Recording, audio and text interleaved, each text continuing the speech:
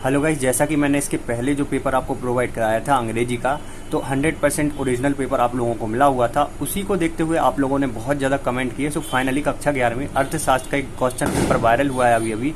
सो उसको लेकर के मैं आ चुका हूँ। इस क्वेश्चन पेपर का संपूर्ण सॉल्यूशन भी मैंने कर लिया है। देखिए, इस प्रकार से पीडीएफ भी बना ली है। सो अगर आपको ये पीडीएफ भी चाहिए है, सो वीडियो अंत तक देखिए। मैं बताऊंगा इस पीडीएफ को आप कैसे डाउनलोड कर सकते हैं, सॉल्यूशन वाली, और सभी क्वेश्चंस के आंसर आपको बताने वाला हूँ। सो देखिए, जो प्रश्न सबसे पहले आपको पेपर जब मिलता है ना, तो यहाँ पे अपना रोल नंबर भरना होगा।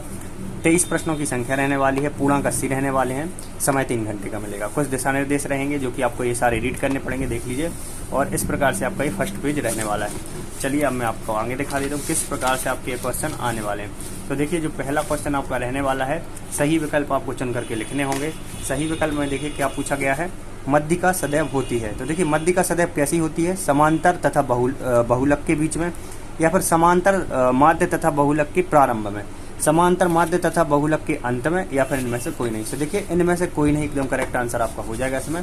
फिर है आपका नेक्स्ट यहाँ पे परिशेषण की सर्वश्रेष्ठ माप है। तो देखिए, इसका सही आंसर आपका हो जाएगा चतुर्थक विचलन। कुछ इस प्रकार से आपको भरना होगा। नेक्स्ट पूछा जाएगा, पदों के विवरण के माप को कहा जाता है। तो पदों के जो विवरण हैं उसके माप को हम कहते हैं अपरीकरण। इसके बाद है नेक्स्ट आपका, एक अच्छे औसत का गुण है।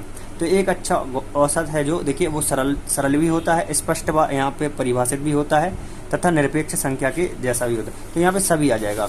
इसके बाद आपका नेक्स्ट यहाँ पे देखिएगा, नेक्स्ट आपको दिखा देता हूँ, श्रेणी के प्रत्येक मूल्य पर आधारित होता है। तो देखिए, श्रेणी के जो प्रत्येक मूल्य पर आधारित होता है वो विस्तार भी होता है, चतुर्थक विलयन भी, और प्रमाप विचलन भी। तो यहाँ पे सभी एकदम करेक्ट हो जाएगा। इसके बाद है आपका निर्देशक का गुण है। तो निर्देशक का गुण भी यहाँ पे सभी है। देखिए, तुलना का आधार भी होता है, प्रतिशत का आधार भी होता है, और यहाँ पे संख्या द्वारा प्रदर्शित भी होता है। इसलिए इसका आंसर सभी हो जाएगा। इसके बाद आपके यहाँ पे देखिएगा, रिक्त स्थान की हमें करनी है पूर्ति। तो पहला क्वेश्चन दिया गया है, मध्यिका की गणना के लिए मानव का यहाँ पे खाली स्थान में व्यवस्थित किया जाना चाहिए। तो यहाँ पे देखिए, अवरोही क्रम में हमें व्यवस्थित करना चाहिए, इसलिए यहाँ पे अवरोही क्रम आप भरेंगे। देखिए, ये संख्या दी गई है, इसकी हमें मध्यिका ज्ञात करनी थी। तो मध्यिका हमारी हो जाएगी 7, बीच वाली यहाँ पे मध्यिका होती थी, देखिए यहाँ पे मध्यिका 7 हो जाएगी। विचरण का हमें सूत्र पूछा गया है। तो मानक विचरण विचरण गुणांक बराबर क्या होता है। देखिए, कुछ इस प्रकार से आप लिखेंगे, विचलन गुणांक बराबर मानक विचलन बटे माध्य गुणित 100। इसके बाद दिया गया है, 2 या 2 से अधिक श्रेणियों के विवरण की तुलना करने के लिए खालिस्तान का प्रयोग किया जाता है। तो देखिए, 2 या 2 से अधिक श्रेणी हैं, उनकी तुलना करने के लिए देखिए यहाँ पे अपकरण का प्रयोग किया जाता है। इसके बाद आपका आधार वर्ष को खालिस्तान भी कहा जाता है। तो देखिए, रिबेसिंग कहा जाता है। इसके बाद आपका देखिएगा, कीमत तथा मांग के मध्य खालिस्तान संबंध होता है। तो यहाँ पे विपरीत संबंध होता है। इसके बाद आपका यहाँ पे सरल रेखा का ढाल सदैव होता है। तो यहाँ पे स्थिर होता है। कैसा होता है, स्थिर होता है। इसके बाद हम देखने वाले यहाँ पे आपका आगे के क्वेश्चन जो पूछे जाएंगे। तो देखिए, दिया गया है, केंद्रीय प्रवृत्ति से आप क्या समझते हैं। केंद्रीय प्रवृत्ति पूछा गया है। तो देखिए, कुछ इस प्रकार से हम देखने वाले हैं इसको, केंद्र की ओर झुका हुआ केंद्रीय प्रवृत्ति कहलाता है। इसके बाद है आपका, माध्यिका का एक लाभ हमें बताना था। तो देखिए, माध्यिका का लाभ देखिए, गणना करना और समझने में आसानी होना, ये माध्यिका का एक लाभ है। इसके बाद है आपका, परिक्षेपण से आप क्या समझते हैं। तो देखिए, प्रकाश के जो है प्रिज्म से होकर गुजरने वाले विभिन्न रंगों को परिक्षेपण कहा जाता है। तो इस प्रकार से आपको इसकी परिभाषा लिखनी है। इसके बाद आपका, मानक विचलन को हमें परिभाषित करना था। तो देखिए, मानक विचलन की परिभाषा हमें पूछी गई थी। तो देखिएगा, जो भाग देने पर भागफल होता है उसे हम मध्य विचलन कहते हैं। सॉरी, मध्य विचलन होगा, ये मध्य विचलन की पूछी गई। इसके बाद है आपका, परास की गणना आपको करनी थी। तो परास की गणना का आपको ये कमेंट करके बताना है क्या होगा, परास की गणना का सूत्र आपको कमेंट करना है। इसके बाद है आपका यहाँ पे क्वेश्चन नंबर 6वां, 2 प्रकार के मूल्य सूचकांक के आपको नाम लिखने थे। तो देखिए, एक हो जाएगा आपका यहाँ पे सहसंबंध, और आमतौर पर यहाँ पे धनात्मक, एक हो जाएगा कीमत और एक हो जाएगा आपका सूचकांक। तो ये आंसर होगा आपका। 2 प्रकार के जो आपके होंगे सूचकांक, मूल्य सूचकांक, तो कीमत और सूचकांक। इसके बाद आपको कमेंट करके देखिए, जैसा कि मैंने आपसे बोला है कि सहसंबंध की आपको एक लास्ट क्वेश्चन जो रह गया है परिभाषा में देनी है। और जो क्वेश्चन मैंने आपको दिया है कमेंट करने के लिए, सो प्लीज़ रिप्लाई जरूर दीजिएगा, जिससे कि हमें पता लगता है कितने स्टूडेंट यहाँ पे एक्टिव हैं। सहसंबंध को आमतौर पर हम धनात्मक या ऋणात्मक सहसंबंध के रूप में वर्गीकृत कर सकते हैं। इसके बाद हमारी सही जोड़ियाँ, देखिए कुछ इस प्रकार से। तो देखिए, सही जोड़ियाँ इस बार थोड़ी सी यहाँ पे आपको सभी के सूत्र याद होने चाहिए। अंतर चतुर्भुज विस्तार, चतुर्भुज विचलन गुणांक, चतुर्भुज विचलन गुणांक, मानक विचलन, यहाँ पर माध्य। तो इन सब की आपको परिभाषा याद होनी, सूत्र याद होने चाहिए, फॉर्मूला याद होंगे, तभी ये आपसे बनेगा। सो आपको सबसे पहले फॉर्मूला याद करने हैं। तो ये सारे आप कमेंट करेंगे जो भी दिए गए हैं, पहले का किससे होगा, दूसरे का किससे होगा। सो गाइस, इसके बाद यहाँ आपके यहाँ पे शत की हमें गणना करनी थी। तो देख लीजिए कुछ इस प्रकार से आपके शत आने वाले हैं कि सरल अंक गणितीय। सो गाइस इसके बाद दिया गया है बहुलक के हमें मुख्य दो उपयोग बताने थे। तो चलिए आपको बहुलक के हम दो मुख्य उपयोग हैं जो वो आपको दिखा देते हैं। और यहाँ पे अथवा में दिया गया है बहुलक के दो दोष। तो बहुलक के दो दोष कौन कौन से होते हैं?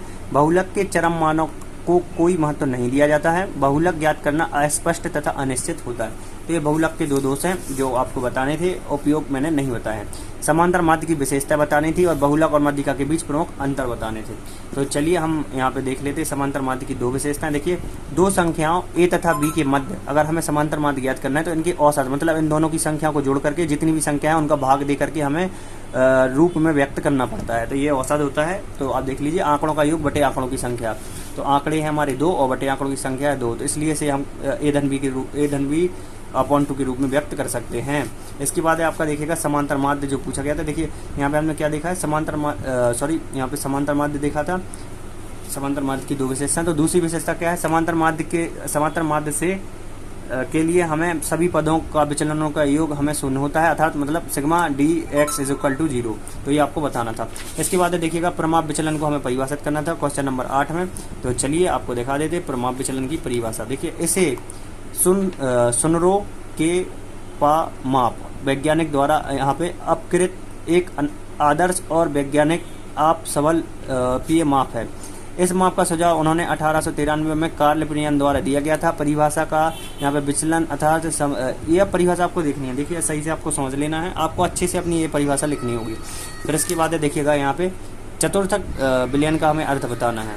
ठीक है, तो चतुर्थक विलयन का हम अर्थ देख लेते हैं। और जो यहाँ पे अथवा में दिया गया था, देखिए अब चतुर्थक विलयन ही अथवा में हमें दिया गया था, तो इसका हमें अर्थ बताना था। तो गाइस इसके बाद हम देखेंगे डायरेक्टली यहाँ पे क्वेश्चन नंबर 9 माध्य से माध्य विचलन हमें ज्ञात करना था। तो ये आपको बताना है करके। देखिए बहुत सिंपल क्वेश्चन है, तो ये आपको कर लेना है। माध्य से माध्य विचलन ज्ञात करना, ये मैं सॉल्व करके नहीं दिखाऊंगा। क्वेश्चन नंबर 10 में पे आएंगे हम डायरेक्ट। रैखिक सहसंबंध क्या होता है, अथवा हमें सूचकांक को हमें परिभाषित करना था। तो चलिए देख लेते हैं रैखिक सहसंबंध क्या होता है।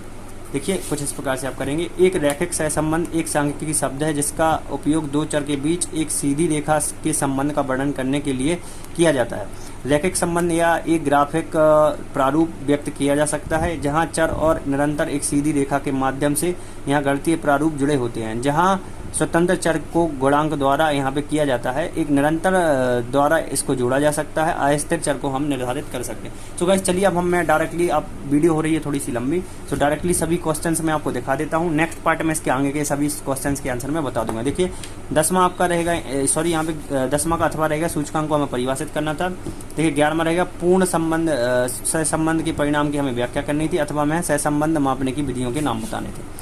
यहाँ पे 12वां है परिक्षेपण से आप क्या समझते हैं, अथवा है विस्तार की परिभाषा देते हुए उसके गुण बताने थे। इसके बाद देखिए 13वां दिया गया है माध्य विचलन से आप क्या समझते हैं, अथवा है परिक्षेपण की सापेक्ष माप से क्या समझते हैं। सहसंबंध को परिभाषित करना था, पूर्ण सहसंबंध के बारे में व्याख्या करना था, परिक्षेपण। और इसके बाद देखिएगा यहाँ पे दिया गया है सांख्यिकी तथा उद्देश्यों को हमें संक्षिप्त रूप में समझाना था, लारेंज वृत्त के उपयोग बताने थे, बहुलता को परिभाषित करना था, परिक्षेपण का कौन सा मान सर्वोच्च है, केंद्रीय प्रवृत्ति का अर्थ बताना है जो कि 3 नंबर का है, सतत श्रेणी का की मात्रा की गणना करनी है।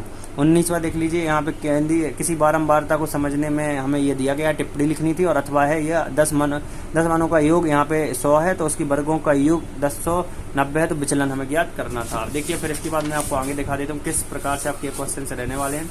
देखिए दिया गया है निर्देशांक आर्थिक बैरोमीटर को हमें समझाना था, कार्ल प्रियन का जो है हमें सहसंबंध गुणांक कोटि में संबंध समझाना था, सूचकांक बनाने की सामान्य विधि की विवेचना करके समझाना था, सूचकांक क्या है इसके विभिन्न प्रकारों के नाम हमें बताने थे, सहसंबंध ज्ञात करने की प्रवृत्ति आरेख विधि की व्याख्या करनी थी, और ये तालिका दी गई है। देखिए इस तालिका का हमें बहुलक ज्ञात करना था। फिर देखिए क्वेश्चन नंबर जो आपका 23वां रहने वाला है कुछ इस प्रकार से रहेगा।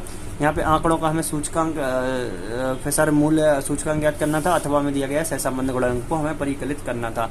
सो गाइस कुछ इस प्रकार से आपका ये पेपर आने वाला है। देखिए ये क्वेश्चन पेपर वायरल हुआ है, नॉट श्योर कि ये एकदम रियल है, तो आपको इस पर पूरी तरह से डिपेंड नहीं होना है, बट ये वायरल हुआ है। मैं ये बोल रहा हूँ, मैं ये नहीं बोल रहा हूँ कि मैं आपको रियल क्वेश्चन पेपर का सॉल्यूशन दे रहा हूँ। जो मेरे पास आता है, क्योंकि देखिए मैं भी नहीं जानता रियल कौन सा है, मेरे पास जो भी क्वेश्चन पेपर आ जाता है, जो भी सबसे ज़्यादा ज़्यादा वायरल हो रहा है, मैं उसी क्वेश्चन पेपर को आपको दिखा देता हूँ। तो यहाँ पे कुछ इस प्रकार से आपका क्वेश्चन पेपर आने वाला है। अब देखिए हम देखेंगे इस क्वेश्चन पेपर की संपूर्ण सॉल्यूशन की पीडीएफ। सो क्वेश्चन पेपर की संपूर्ण सॉल्यूशन की पीडीएफ डाउनलोड करना बहुत ही आसान है। देखिए मैं आपको डायरेक्टली 3 स्टेप में समझा देता हूँ।